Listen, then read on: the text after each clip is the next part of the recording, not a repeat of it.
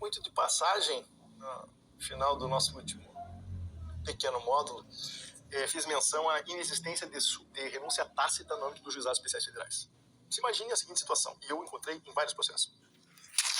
O requerimento administrativo é de 2000 e... Nós estamos no ano de 2000, é o tempo que nós gravamos, 2025. A DER, a data da entrada do requerimento administrativo é de 2021. A alegação na petição inicial é de que, em 2021, o autor já fazia jus a uma aposentadoria por idade rural. Não, aposentadoria por idade rural vai me dar um valor ainda inferior. Aposentadoria por tempo de contribuição. Olha, as diferenças devidas desde os últimos 4 anos, 2021 a 2025, para fins de cálculo do valor da causa, chegam aí a 300 mil reais. Uma bolada, né? Essa é boa de pegar, né? 300 mil reais. Olha, esse valor supera os 60 salários mínimos. Aí eu tenho que colocar 12 prestações mensais. Então, certamente, não era da competência dos juizados especiais federais. É competência da Justiça Federal Comum. Aí você imagine que em alguns juízos ou alguns juizados há ali a exigência de que a parte apresente cálculo. Mas é complicado isso, porque a pessoa nos juizados, em princípio, pelo artigo 10 da Lei 10.259, pode até litigar, pode sem advogado. Ela pode ir de maneira desarmada, desassistida, e ela própria ter reduzido a termo, né, a sua pretensão por um servidor da justiça. Quer dizer, para pessoas vulneráveis, pessoas por vezes sem acesso, né, em juizados itinerantes, isso acontece bastante. Então é complicado você exigir cálculo detalhado de valores devidos. Me parece uma formalidade excessiva. Mas, veja, há um problema. Imagine nesse caso em que você requereu ali 4 anos de atrasado, né, aposentadoria por tempo de contribuição, e depois você verifica, puxa vida, quando da propositura da ação, ela extrapolou em muito a competência. E não houve renúncia expressa. Só que muitas vezes isso é percebido, sabe quando? Quando lá do cumprimento da sentença. Quando a sentença já transitou em julgado, quando já houve recurso, e daí vai para o cumprimento da sentença. Você está lá agora só esperando, né, a hora da emissão do precatório, né, nesse caso seria precatório, que excede 60 salários mínimos. E pode haver um entendimento, e não é raro esse entendimento, no sentido de que não é possível, o cumprimento da sentença em todo aquele valor, porque o prefeito tramitou nos juizados e, então, é preciso entender que houve uma renúncia tácita. Senão, os juizados não seriam competentes para processar o feito. Então, em vez de você receber, sei lá, aquela altura, 420 mil, vai receber 80 mil reais, ou 120 mil reais. Quer dizer, uma diferença absurda, né? Em alguns casos, se você tem um pouquinho mais de experiência, espero que você não tenha passado por isso, mas eu vi isso em vários processos, como juiz, depois como juiz de turma recursal. E a questão, ela é interessante porque se diz que há uma renúncia tácita, porque senão o feito seria, os juizados seriam incompetentes e a sentença seria inexequível, né? No entanto, a TNU, na súmula 17, separei aqui, diz não há renúncia tácita no Juizado Especial Federal para fins de competência. Então, não há renúncia tácita significa que a sentença ela é válida naquilo que está colocando como objeto de condenação. Então, me parece esse um ponto importante, mas é algo que deve ser chamado a atenção. Isso é importante, na verdade, o advogado previdenciarista ter um parceiro, ter alguém que consiga minimamente fazer cálculos, ou já sistema de cálculos de fácil feitura, para minimamente dar o tom, né, para saber os valores devidos. Depois isso será objeto de análise. Em alguns lugares é o próprio INSS em juízo que vai apresentar os valores devidos, ou o contador da justiça vai fazer esse trabalho, mas para fins de início do trabalho é preciso ter essas planilhas de cálculo minimamente, ter o zelo, ter o cuidado para depois acabar não tendo problema e aí se torna irremediável quando você viu, não é, esse recorte absurdo, desproporcional no direito das pessoas. Mas enfim, coloco aqui, esse é um exemplo interessante. E claro, lá adiante, quando do cumprimento da sentença, antes da requisição, pode haver a renúncia para fins de emissão de requisição de pequeno valor e não de precatório requisitório. E aí vai de ver qual é o valor devido. É importante o advogado conversar com o cliente, explicar a situação, perguntar se abre mão dos valores para que possa receber mais cedo, explica essa situação. E isso é uma tarefa que compete ao advogado. No entanto, excepcionalmente, eu me lembro de um caso, e não estava no script de compartilhar, mas para que possam entender, né? Me recordo lá que tinha um processo que estava em fase de execução, e antes de saber se era precatório, eu intimei a parte para se manifestar sobre eventual renúncia, porque era 60 salários mais, sei lá, 300 reais. Imagine que o salário mínimo fosse R$1.000. Então era 60 mil reais e 300 reais. E autora tinha 91 anos de idade. Quer dizer, só de chegar a 91 anos de idade, eu já estava acelerando o processo ao máximo para ela poder receber em vida, né, aquela aposentadoria e os valores atrasados. E o intimado, o advogado disse que a autora não queria renunciar aos R$300 para receber, e iria esperar o ano seguinte para receber o precatório e não dali 60 dias. Eu fiquei inconformado, eu como juiz, né, embora respeitando o advogado e não desconfiando do advogado, mas eu disse, vou convencer essa mulher, que está com 91 anos de idade, que, puxa vida, abre mão desses trezentão, de vontade, eu vou fazer uma vaquinha que dá os R$300 e vamos liberar, demitiu uma requisição de pequeno valor para pagamento em 60 dias, né? E aí fiz uma audiência, chamei essa senhorinha alemã e foi lá, ela, o advogado, e daí eu disse, olha, eu trouxe a senhora aqui, meu nome é José Antônio Savales, sou juiz e tal, queria conversar com a senhora, para explicar aqui que a senhora tem esse valor. Ela olhava assim, ela não movia, não dava um sorriso, estava séria, uma pelinha bem assim já, mas bem novinha assim, ela, né, alemãzinha. E daí eu falei assim, olha, senhora, se a senhora abrir mão de R$300, comecei a tentar desenhar assim, né, R$300, seria nada, se a senhora receber já aqui, né, em, sei lá, daqui 60 dias, em setembro a senhora já recebe. Depois em setembro a senhora já está aqui e tal, já vem Natal e tal. Senão a senhora vai receber só, ela disse assim, e tal, né, R$300. Eu disse, o que a senhora quer, né? Eu disse assim, vou esperar. Ela falou assim, mas veja, tá dizendo, eu vou esperar. E daí o advogado falava assim, viu, doutor, eu tentei fazer a minha parte e não consegui. Mas enfim, é um trabalho que compete a vossas excelências, né, no dia a dia, né, com assegurados e segurados e bem esclarecidos, né. Enfim, eu também não sei, né, depois eu não acompanhei mais esse caso, né, espero que ela tenha feito bom uso, né, desses valores. Sobre os juizados especiais federais, eu separei algumas regras aqui, está no nosso programa, né, uma delas é falando sobre gratuidade na justiça, mas não é a gratuidade bem, né, a isenção de custas nos juizados especiais federais, né. Isso se tira da aplicação dos juizados especiais estaduais, né, da Lei 9.099 de 95, que, como disse, tem aplicação subsidiária, esta lei até por expressa previsão do artigo 1º da Lei 10.259 de 2001. Diz no artigo 54, o acesso ao juizado especial independerá, em primeiro grau de jurisdição, do pagamento de custas, taxas ou despesas. Parágrafo único. O preparo do recurso, na forma do parágrafo 1º do artigo 42 dessa lei, compreenderá todas as despesas processuais, inclusive aquelas dispensadas em primeiro grau de jurisdição, ressalvada a hipótese de assistência judiciária gratuita. O que nós estamos vendo no artigo 54? Que o ingresso nos juizados especiais federais, assim como nos estaduais, é isento de custas. Então, seja o autor beneficiário da assistência judiciária ou da gratuidade da justiça ou não, há uma isenção de custas. Essa isenção de custas, porém, não se aplica para recursos, para a interposição de recursos. Serve para perícia, serve para, enfim, inúmeras providências no âmbito da primeira instância. Agora, juiz julgou improcedente. Aí a parte autora vai interpor recurso, julgou favorável ao INSS, contrário à parte autora. A parte autora, que não é beneficiária da gratuidade da justiça, interpõe recurso, essa pessoa, a parte autora, será intimada para o preparo, sob pena de deserção do recurso, sob pena de deserção recursal. Então esse é um ponto importante. É muito comum também alguns recursos, mandados de segurança mesmo, que são impetrados por advogados, buscando valores que são devidos a eles próprios, aos advogados.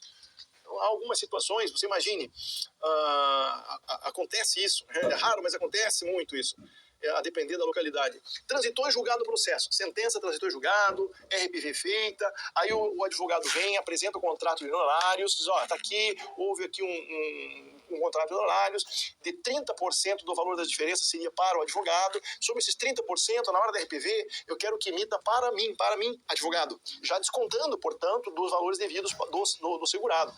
Não há dificuldade em relação a isso, de maneira geral, e é uma previsão expressa, né, dado o caráter autônomo, né, da verba honorária. Acontece que, não raro, muitas vezes, quando é juntada de contrato de honorários, o juiz entende, ou pode entender, que aquele contrato é elevado, é custoso demais para o segurado, que o valor é exacerbado, que 30% é muito, e que deveria ser 20%. E daí o que o juiz faz? Ele indefere a separação, o destaque de honorários, no que exceder a 20%, autoriza apenas 20%.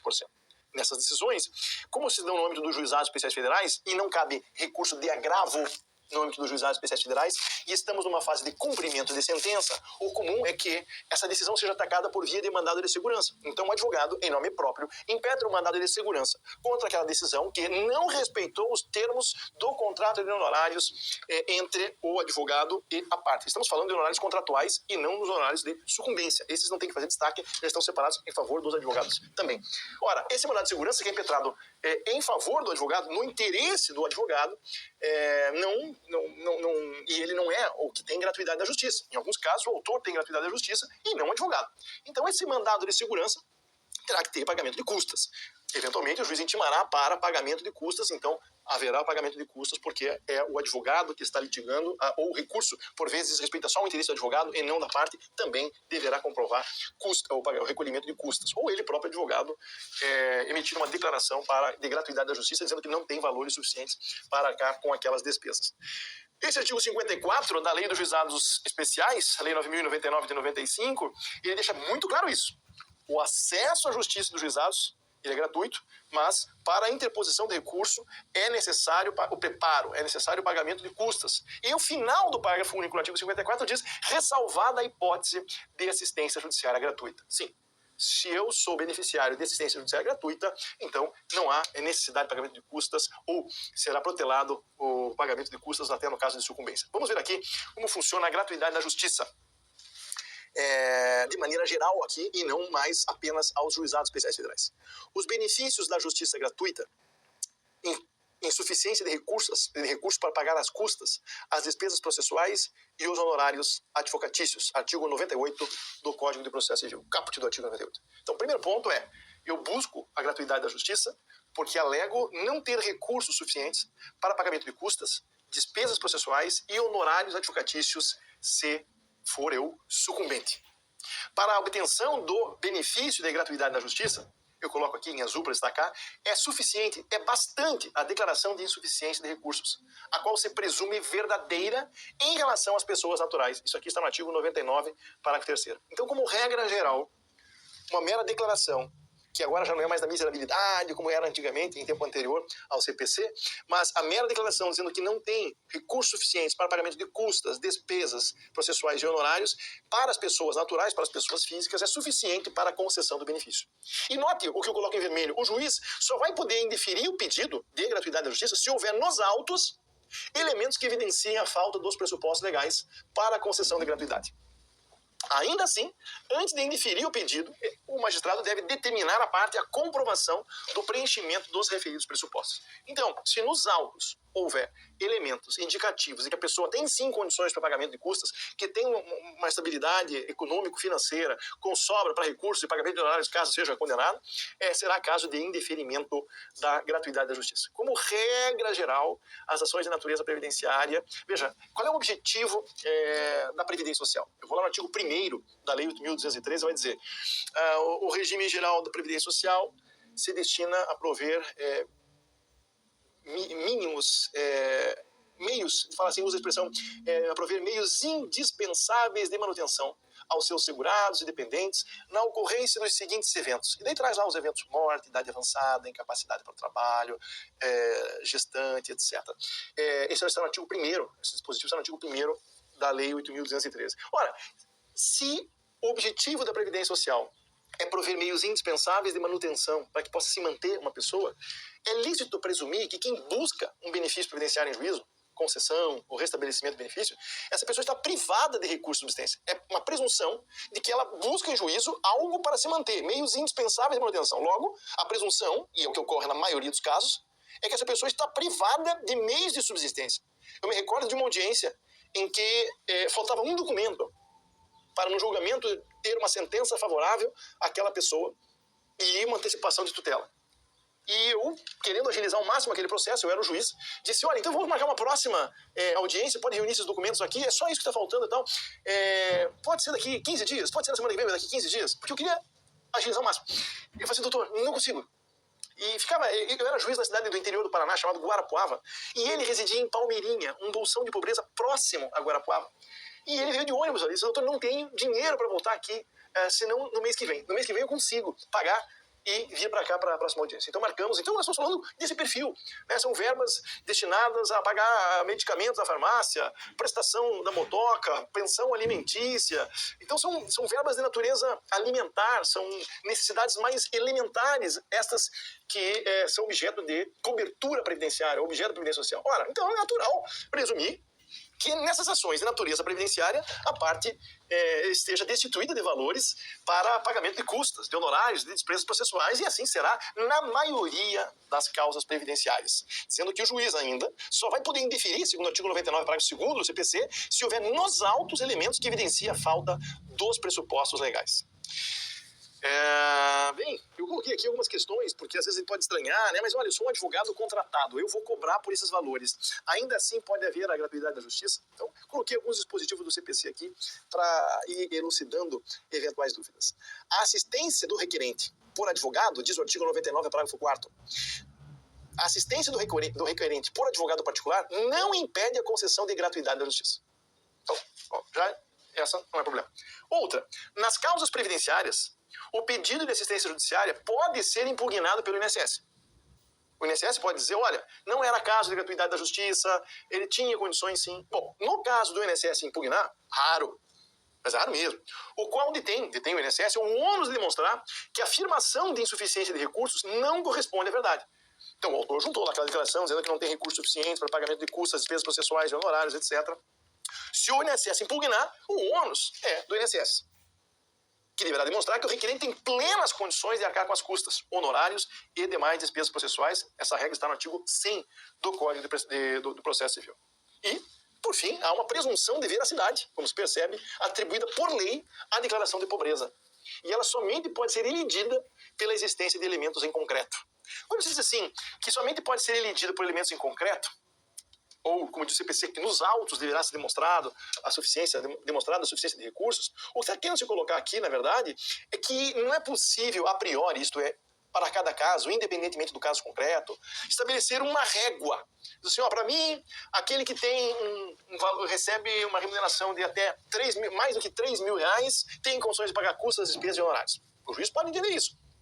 O que o CPC está dizendo e o que a jurisprudência reafirma é que não é possível se indeferir o benefício de gratuidade da justiça com afirmação de insuficiência de recursos feita pelo requerente por uma presunção de que acima de 3 mil reais ele teria condições. Então, deve ser aferido em concreto.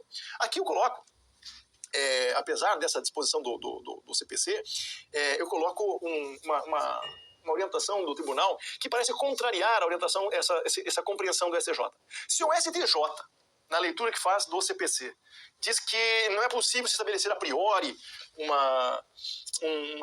limite a partir do qual se compreenderia a suficiência de recursos, no âmbito do Tribunal da Quarta Região, eu trago um exemplo, há uma mitigação dessa compreensão, né?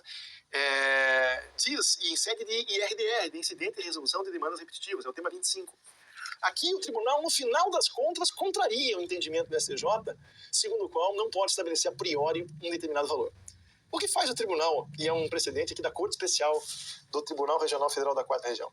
Veja, a declaração do interessado, diz o tribunal, poderá gerar presunção de insuficiência de recursos, como diz o CPC. Agora vem uma parte que é do tribunal, não é do CPC. Desde que seus rendimentos mensais não ultrapassem o valor do maior benefício do regime geral da Previdência Social.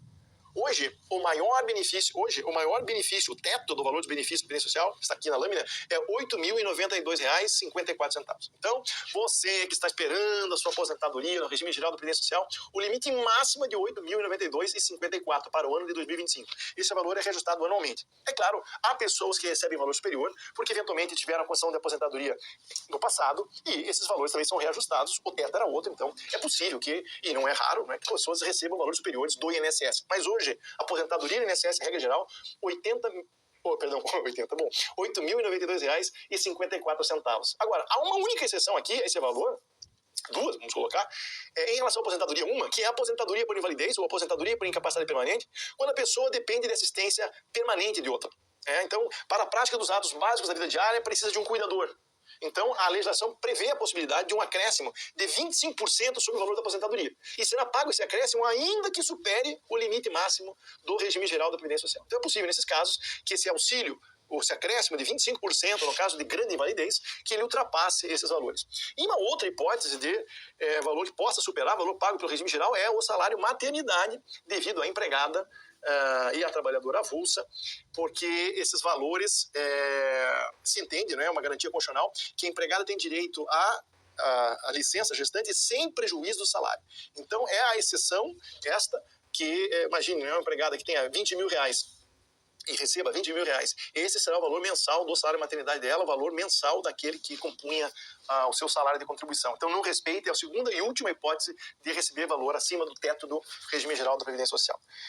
Agora, o que o tribunal está dizendo é, se há uma presunção da insuficiência de recursos, mas em casos raros, quando o rendimento mensal ultrapassar o valor de R$ 8.092, quando é que isso pode acontecer? Eventualmente, num pleito de aposentadoria por tempo de contribuição, aposentadoria especial, o trabalhador está empregado, está exercendo, recebe insalubridade, então tem um acréscimo, pode ser que supere o valor. Nesses casos, quando supera esse valor que está aqui, nesse caso, a presunção somente será elidida por elementos que coloquem em dúvida a alegação da necessidade.